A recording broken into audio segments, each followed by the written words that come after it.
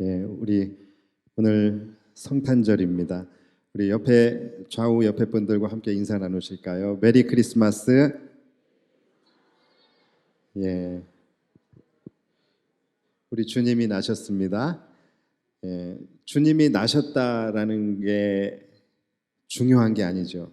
이거 중요하죠. 중요한데 더 중요한 것은 뭐냐면 주님이 나를 위해 이 땅에 오셨다라는 것이죠. 우리 옆에 분들과 다시 한번 인사 나누실까요? 주님이 당신을 위해 이 땅에 오셨습니다. 오늘 성탄에 큰 기쁨과 은혜가 넘치시기를 축복합니다. 자, 오늘 본문은 빨리빨리 오늘 진행을 해야 돼요. 그래야 여러분들이 점심을 드실 수가 있어요.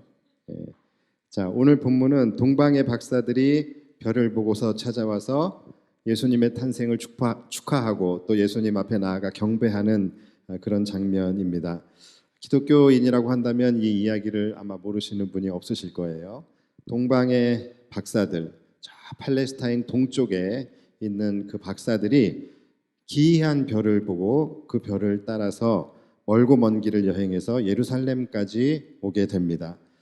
자, 예루살렘에 이제 이들이 도착을 했는데 아마 별을 놓쳤던지 아니면 별이 잠깐 사라졌든지 별이 보이지 않았던 것 같아요. 그래서 이들이 예루살렘에 와서 질문을 해버립니다. 근데 이 질문을 하지 말았어야 되는데 질문을 해버리게 돼요. 그게 오늘 본문 2절입니다. 유대인의 왕으로 나신 이가 어디 계시냐라고 하면서 예루살렘에 와서 질문을 한 거예요. 우리가 동방에서부터 그의 별을 보고 그에게 경배하러 왔노라. 이렇게 이야기를 합니다. 이 말을 하자마자 고요하던 유대 땅, 고요하던 예루살렘에 아주 난리가 나게 됩니다. 오늘 본문 3절을 보면은 헤롯 왕과 온 예루살렘이 듣고 소동한지라. 자, 난리가 났어요. 이 난리가 난 사람들을 성경은 둘로 나누어서 설명을 하고 있는데 하나는 헤롯이고 또 한 그룹은 온 예루살렘입니다. 자, 왜 둘로 나눠졌냐면은 그 난리와 소동의 성격이 다르기 때문이에요.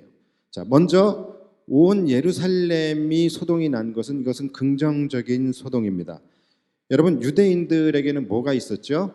바로 메시아 사상이라는 것이 있었어요. 그래서 이들은 늘 메시아를 기다리면서 주여 곧 오시옵소서, 곧 오소서 임마누엘, 속히 오셔서 우리를 구원해 주십시오. 이런 간절히 메시아를 기다리고 있는 그런 상황이었어요. 그런데 갑자기 동방에서 어떤 귀인들, 그런 사람들이 이렇게 나타나더니 유대인의 왕이 났다라고 하니까 이들이 의심 반 기대 반에 술렁이기 시작을 했었던 것이죠.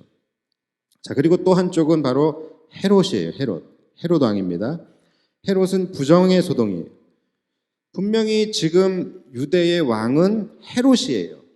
명실상부 자기가 지금 유대의 왕인데 갑자기 누가 나타나서 유대인의 왕이 나셨다라는 말을 들으니까 이 헤롯 마음속에 막 격분이 일어난 겁니다.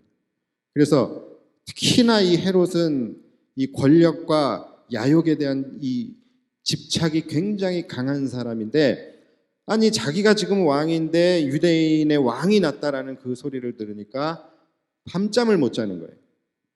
그래서 헤롯 왕이 어떻게 합니까? 성전의 지도자들을 불러요. 성전의 대제사장과 서기관들을 소환을 합니다. 그래서 물어봐요. 메시아가 어디서 나게 되는지를 물어보게 됩니다. 그러니까 이 성전 지도자라는 작자들이 또 가르쳐줘요. 뭐라고 얘기를 하냐면, 폐하, 선지자들의 예언에 따르면 아마 베들레헴이지 싶습니다. 이렇게 가르쳐줍니다. 여러분, 대제사장과 서기관들이 만약에 가르쳐준다면 누구에게 가르쳐줘야 되죠? 동방 박사들에게 가르쳐줘야 되잖아요. 그런데 그게 아니라 그 반대편에 있는 헤롯에게 지금 알려주고 있는 거예요. 그래서 이번에는 또 헤롯이 동방 박사들에게 그걸 또 가르쳐줘요. 그러니까 이게 막 지금 뒤죽박죽 엉망인 거예요. 헤롯이 동방 박사들을 또 은밀하게 부릅니다. 그래서 너희들 이리 좀 와봐라. 별이 언제 나타났으며 어떻게 해서 너희가 지금 여기까지 오게 되었는지를 아주 상세하게 꼬치꼬치 묻습니다. 그리고 나서 헤롯이 얘기를 해줘요. 예수님이 나신 곳이 베들레헴이라고 한다. 그러니까 너희들 얼른 가봐라. 그리고 가서 너희가 예수를 찾거든 나에게도 좀 꼭 알려주라. 유대인의 왕이 나셨다는데 나도 그럼 가서 경배해야 하지 않겠냐. 그러면서 동방 박사들에게 지명, 베들레헴이라는 지명을 가르쳐주고 그들을 보내게 돼요. 동방 박사들이 이제 베들레헴으로 향하여 나아가는데 또 사라졌던 별이 다시 딱 나타나서 그들을 인도하게 돼요. 그리고 어느 딱 지점에서 그 별이 멈추게 됩니다. 10절, 그들이 별을 보고 매우 크게 기뻐하더라. 그들이 기뻐하며 예수가 나신 곳에 들어가 엎드려 경배하고 보배합을 열어서 황금과 유향과 모략을 예물로 드리고 돌아가게 됩니다. 물론 돌아갈 때는 헤롯에게 가지 않았죠. 왜 그랬죠? 꿈에 하나님께서 헤롯에게 돌아가지 말라고 그렇게 하셨어요. 그래서 그들은 딴 길로 해서 자신의 고국으로 돌아가게 됩니다. 자, 여러분, 우리는 이 이야기 속에 나오는 두 그룹을 우리가 주목을 해볼 필요가 있어요. 먼저 동방 박사들입니다. 동방 박사들. 이들은 이방인들입니다. 이들은 하나님의 백성, 하나님의 선택된 백성이 아니에요. 즉 유대인들이 아니었다라는 거예요. 다시 말해서 메시아 사상을 가지고 있는 자들이 아니고 메시아를 기다리던 자들이 아니었어요. 그런데 이들은 메시아 탄생의 소식을 듣고서 기뻐하고 또 기뻐했다라고 성경은 기록되어 있습니다. 그리고 그분을 경배하기 위해서 수십일 혹은 수백일 동안 그 먼 거리를 불사하고 그들은 예수님께 경배하기 위해서 예수님을 만나러 오게 됩니다. 올 때에도 그들은 그냥 오지 않았죠.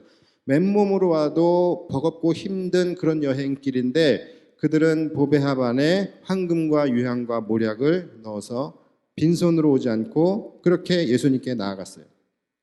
한편 대제사장들과 서기관들, 즉 성전의 지도자들은 어땠습니까? 그들은 여러분 유대인입니다. 유대인이에요. 그들에게는 메시아 사상이 있었고 그들은 하나님의 선택된 백성이라고 스스로 선민의식을 가지고 있었던 자들이죠.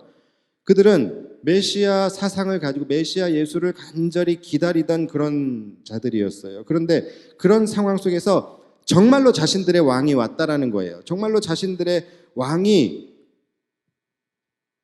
왔다고 하니까 이들의 반응이 어땠습니까? 더더군다나 그들은 메시아가 어디서 나게 될지도 그들은 알고 있던 자들이에요. 그리고 그곳이 예루살렘에서 그렇게 멀지 않은 곳이었어요.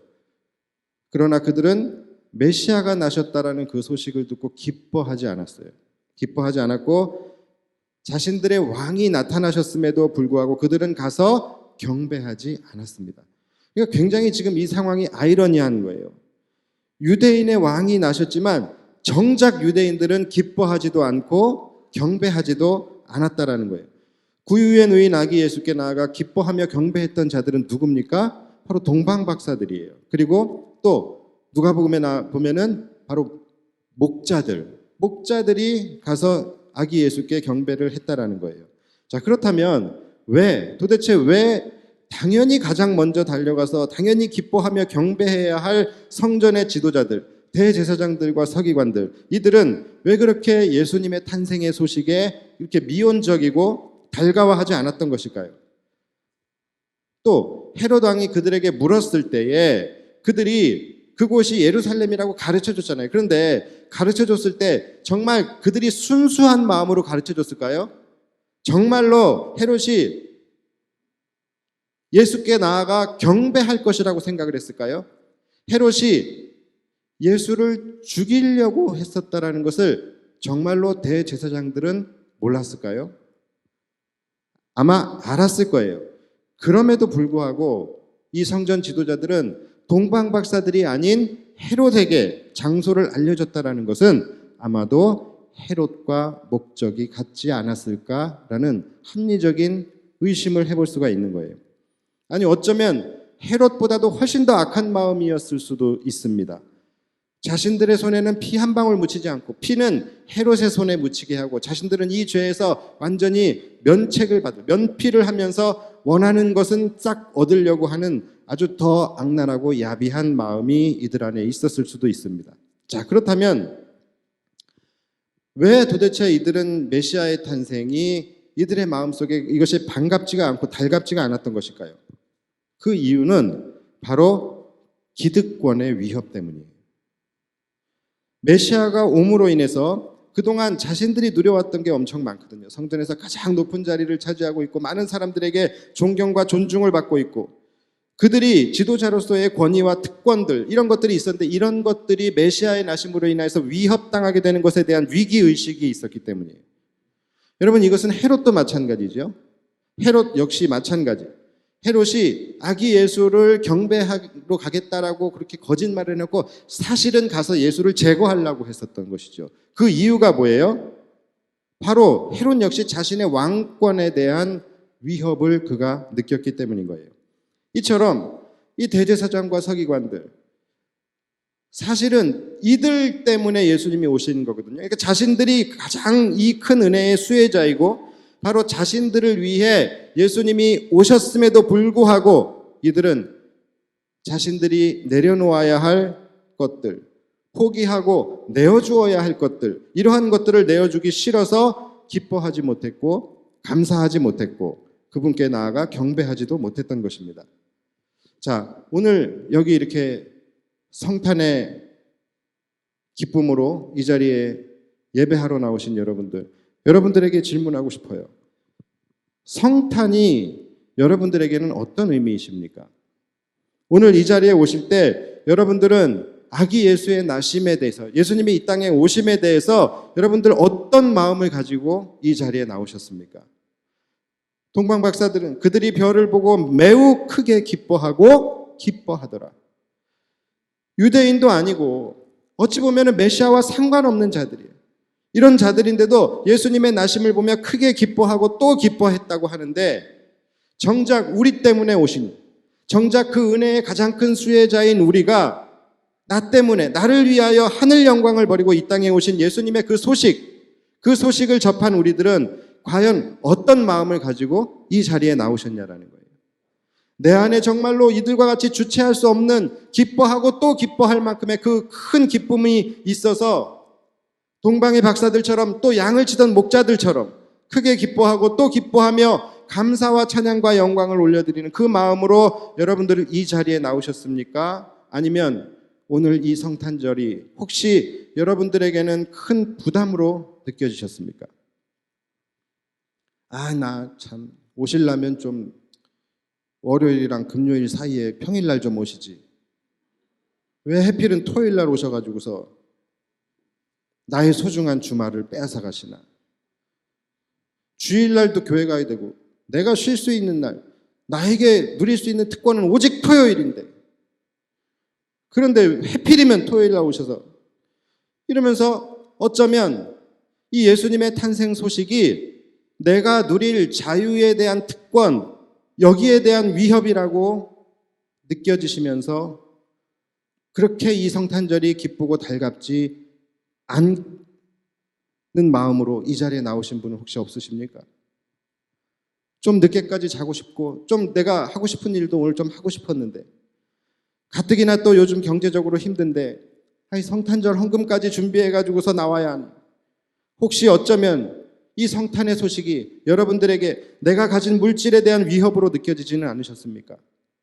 더 나아가 우리가 예수를 나의 구주로 모시고 믿음의 백성으로 산다라는 것이 내 삶의 많은 권리와 특권과 자유와 즐거움 이러한 것들을 포기해야 한다라는 것 때문에 예수님이 이 땅에 오셨음에도 불구하고 또 그 예수님이 내 인생에 찾아오셨음에도 불구하고 달가워하지 않고 주님 앞에 기쁨으로 나아가 경배하지 못하고 있지는 않으셨습니까?